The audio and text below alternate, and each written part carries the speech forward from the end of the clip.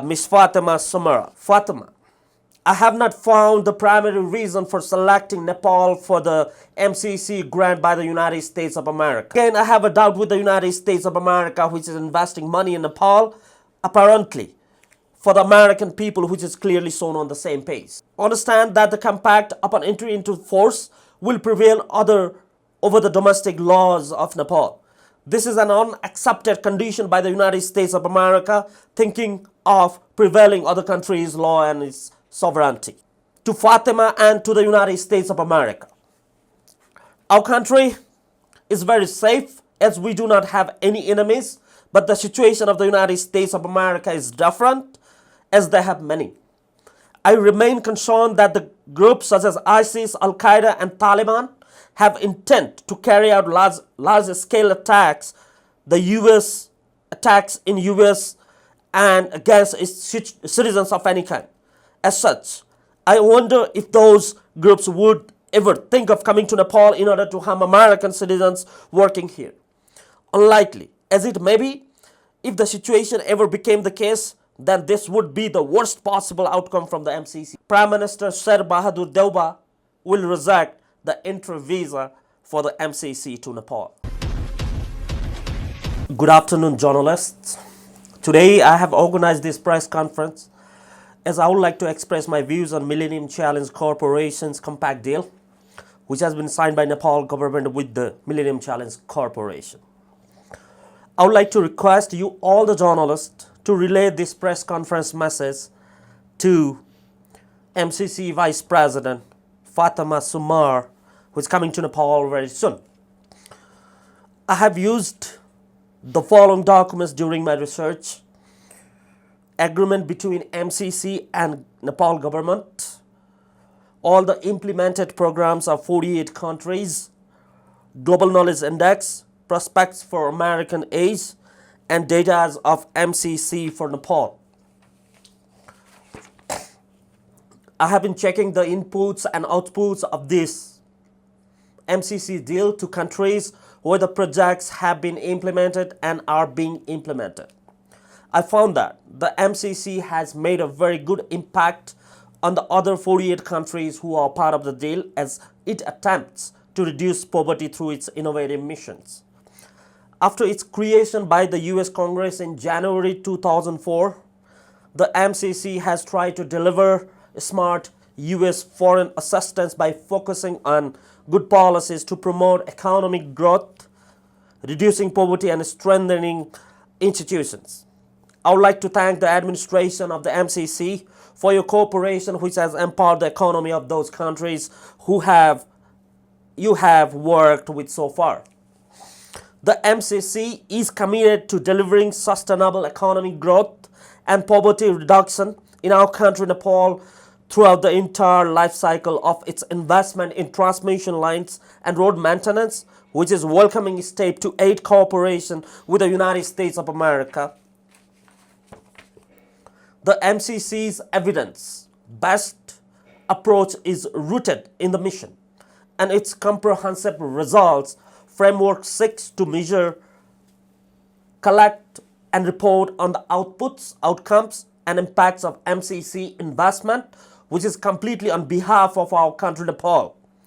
The current project, which has been agreed, includes electricity transmission project of $398 million, transportation project of $52 million, program administration of $40 million, and monitoring and evaluation of $9.5 million. The MCC has approved these investments in Nepal, which can create lots of employment opportunities for Nepalese citizens. Thus, I would like to thank the MCC and the United States of America for this grant to our country. Now, in contrast, Ms. Fatima Samar,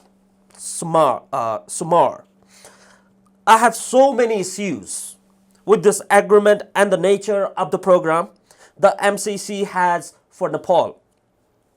Such problems which may hinder our country in the long term despite the amount of money potentially being invested. For example, number one, Fatima. I have not found the primary reason for selecting Nepal for the MCC grant by the United States of America. Number 2. Miss Fatima. I have not found the reason for selecting transmission lines and road maintenance as the deal's main project. Number 3. Fatima. I have not found the reasons for implementing this project on top of the United Nations Development Programme's Sustainable Development Goal 2030, as it feels like a duplication.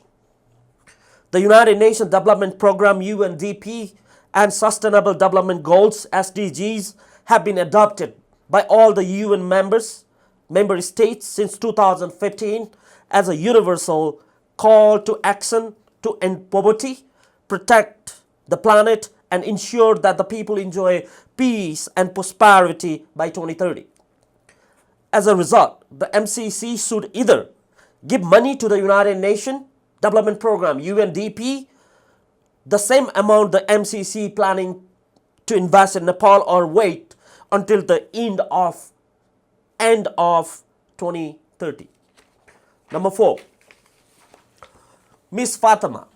Our country Nepal and the MCC agreed to work for electricity transmission project and road maintenance project, whereas Sustainable Development Goals number 7 and 9 to provide affordable and clean energy, industry, innovation and infrastructure. Thus, we are duplicating the same goals. 5. Fatima, I have not found the data of electricity transmission and road maintenance on the data sheet which is considered to evaluate any country for an MCC grant. Number 6. Fatima, I have not found the reason for implementing this before 2030. If the government agreed to implement this before the UNDP SDGs 2015, then it would create lots of impact, as there was no similar program for our country Nepal. There are 49 countries in the world, including Nepal, which have used the MCCs, and out of them, 10 countries have implemented this after 2015. The other 39 countries closed this deal before 2015, which seems very appropriate. Number 7. Fatima, I have found contradictions in the data collected by the MCC for Nepal with the data I have from the Mohammed bin Rashid Knowledge Foundation MBRF, which was prepared in collaboration with the United Nations Development Programme. For example, the index of government effectiveness is better in MBRF than MCC. Number 8. Fatima, countries of our region like India and Bangladesh, where there are a high number of poor people, more so than Nepal, are not implementing this. This is another valid reason not to use it before 2030. Number 9. Fatima, since the countries like India and Bangladesh are not adopting this policy at the moment, we will not get the regional integration option later if we like to extend the MCC through its third policy, regional integration. For example, the current 5 countries selected for regional investments are from Western Africa as follows: Benin, Burkina Faso, Ivory Coast, Ghana, and Niger. In the case we would like to empower the country through the economic cooperation with the region using the regional integration method, then it will create a problem for not having such programs in our region. Sri Lanka is found to be interested, but we do not have much economic relation with the state. However, Sri Lanka has rejected at the moment as well. Our main economic collaboration is with India and Bangladesh. Thus, without having their involvement, it might create a problem in the future, even though the MCC is implemented in Nepal only. 10. Fatima, our country has signed a compact agreement, which is clearly a 5-year agreement, but MCC 2017 data and agreement based on this needs to be updated with 2019 data, which shows our country's government effectiveness as better. Thus, we need to verify that the project related to electricity transmission lines and road maintenance are still required and important. 11. Fatima, I have a serious doubts on the data published by the MCC on its website. Data taken by the MCC is completely wrong in some categories, like the population of Nepal is decreasing after 2013 and again after 2019, which is not correct as per the latest data by other sources. Number 12. Fatima H. Pardhan agreed project investment. We are receiving US $398 million for the electricity transmission project. However, it is important to have more investment in hydropower rather than in transmission first. Even if we use that amount for construction of hydropower, then we can only have 113 megawatt of electricity, which is very low. Thus, either we exceed the investment of MCC for hydropower or just cancel the amount for the transmission project only. 13. Fatima, I have gone through the web page of the MCC and I quote, "These investments not only support stability and prosperity in partner countries, but also enhance American interest." Now I have a serious point, as I wanted to know that the meaning of American interest is in detail, as it has not been written on the website. 14. Fatima, I again continue and I quote, "With cost-effective projects, a lean staff, and an evidence-based approach, the MCC is a good investment for American people." Again, I have a doubt with the United States of America, which is investing money in Nepal, apparently, for the American people, which is clearly shown on the same page. 15.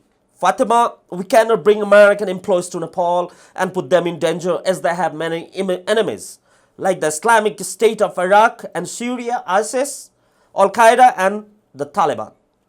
Such groups might use our land to react to the United States by taking action on their American people while working in the rural areas where our government cannot give them security. Thus, American employees should not be accepted in this deal. 16. Section 7.1 of the agreement says the government will proceed in a timely manner to complete all of its domestic requirements for this compact in order to enter into force. The parties understand that the compact, upon entry into force, will prevail over the domestic laws of Nepal. This is an unaccepted condition by the United States of America, thinking of prevailing other countries' law and its sovereignty. Now, to Fatima and to the United States of America. Our country is very safe, as we do not have any enemies, but the situation of the United States of America is different, as they have many. I remain concerned that the groups such as ISIS, Al-Qaeda and Taliban have intent to carry out large-scale attacks, the US attacks in US and against its citizens of any kind.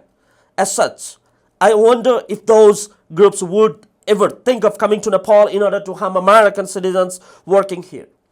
Unlikely, as it may be, if the situation ever became the case, then this would be the worst possible outcome from the MCC deal.